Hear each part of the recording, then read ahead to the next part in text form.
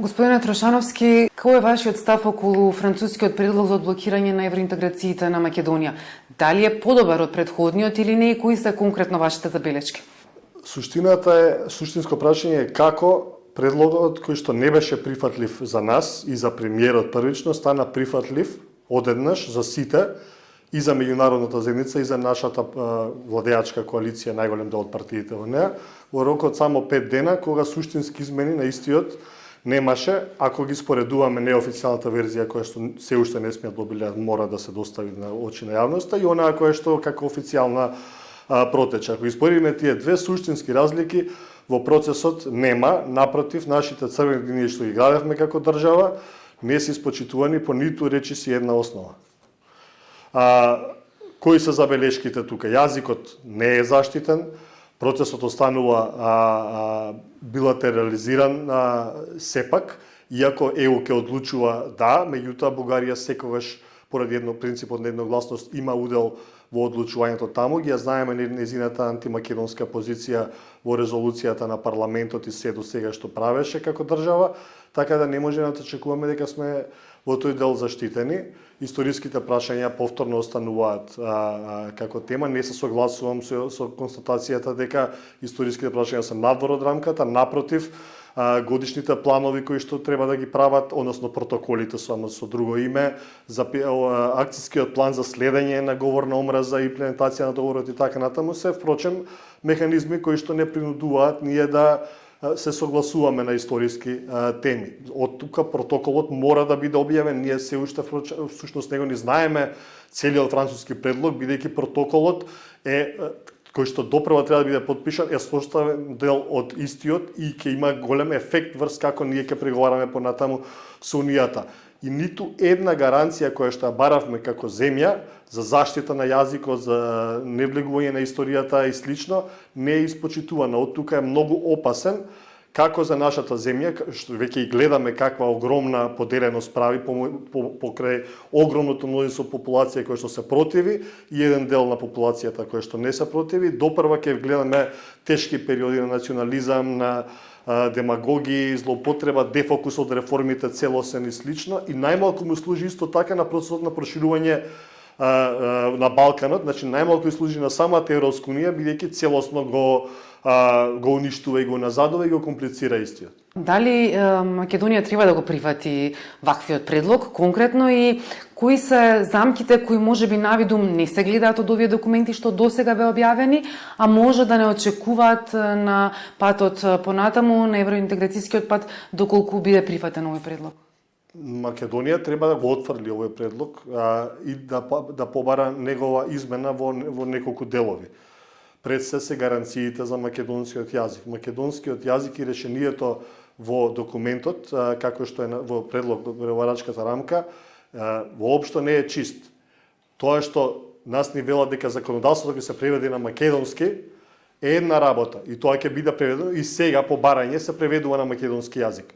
Меѓутоа тоа не имплицира директно дека тој ќе биде признан за официјален јазик.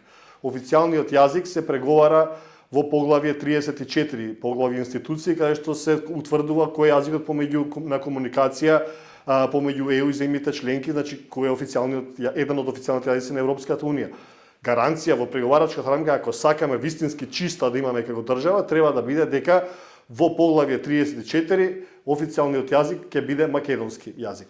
Дека подпишување сега со резервата која што става Бугарија во изјавата, нели, која приложила унилатералната изјава, таа си дава за право во иднина кога тоа поглавје ќе се отвори, а за тоа треба и да се затвори, треба консензус едногласно со сите земји, тогаш ќе се повика сигурно на оваа референца и ќе имаме повторно далеку од чиста ситуација и повторно проблеми и премрежја кои што го уништуваат, нели, духот на овој народ и на социјалната кохезија генерално. Значи тоа е едната работа. Договорот што ќе се подпише со Frontex како аргумент дека еве сега ќе имаме преседан и врз основа на подпишаниот договор во кој што стои чисто македонски јазик, Бугарија понатаму нема да има право да го проблематизира официјалниот јазик на Македонија во ЕУ, не е гаранција правна воопшто помислењето на најврвните македонски правници во меѓународно право. Тоа и нас дава морален адут да велиме, а немате легитимно право, еве го потпишавте договорот на македонски веќе еднаш, меѓутоа правно никако не е гаранција против злонамерно постапување на Бугарија. Тоа е една работа. Значи, понатаму во делот на историската комисија и работата на истата, протоколот повторно велам мора да биде официјален за информирано да коментираме. Меѓутоа суштински од она, ако е тоа верзијата која што видовме и протече нели на Deutsche Welle беше објавена, ние создаваме ситуација во која што си го предаваме својот суверенитет, особено во делот на културни политики, конкурси на Министерството за култура, учебници и така натаму, да ако Бугарија не се согласи, има замерки на истиот, ние не можеме самостојно како држава да си го создаваме состојниот наратив, состојната приказна за нашата нација и самобитност. Тоа е сериозен проблем на откажување на нашата сувереност во унија, со цел да влеземе во унија која што се темели на диверзитет на јазици и култури. И така натаму. Има две ситуации. Едната владата да прифати предлогот, другата да го одбие. Што во двете ситуации што не очекува понатаму? Мислам дека унијата моментално моментот е таков да кризата во Украина притиска за некаков успех на Европската унија во надворешна политика, во проширување и слично. И на сите им одговара ова решение сега е решение кое што вели знаеме дека не е совршен и далеко од совршен предлогот, меѓутоа ајде да почнеме, важно е сега да покажеме единство и успех, па понатаму ќе ве поддржиме. Меѓутоа тоа е контекстот на моментот и не сум сигурен дека ова решение сега избуткано вака ќе ги донесе придобивките кои што се посакувани од Брисел и другите меѓународни партнери на земјата, бидејќи напротив ќе дестабилизира ситуацијата.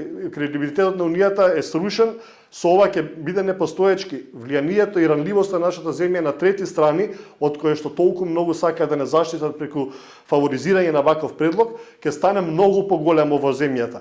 Така да влијанието на другите наши партнери ќе се уништи целосно. И од тука мислам дека моментумот сега не е аргумент за ваков предлог да се прифати. Мора да се бараат измени и дополнителни гаранции за истиот, ако сакаме реално да биде одржлив и да има ефект. Не се работи за национализам, не се работи за емоции, се работи за чиста политичка прагма од негативните импликации кои вакво решение ќе има по внатрешните состојби, по регионалната стабилност и по интересите на нашите европски партнери, евроатлантски партнери во регионот. А што ако го прифатиме? Ако го прифатиме, верувам дека ќе има големи негативни последици по земјата. Мислам дека исто прифаќањето наспроти интересот, односно поддршката на голем дел од партиите и популацијата, поддршка која што не постои, револтот кој што постои кон овој документ, ќе создаде дополнителни политички кризи во земјата. Мислам дека нашите партнери ќе воочат дека навистина земјата не ја одговара овој предлог и затоа треба лидерство со интегритет и ќе ни дадат шанса во некоја наредна констелација да понудат подобро решение за нас, бидејќи ние сме страна во овој дел. Точно е дека е документот на Европска унија која што ни го нуди нас, преговарачката рамка, и тоа точно е дека и ние сме страна која што треба да се обврзе на тој документ и треба да ги гледаме сопствените интереси. Но не само ќе повторам сопствените, тука се интересите и на регионот и на евроатлантските партнери кои што ваквиот предлог во ваква форма не ги штити најсоодветно.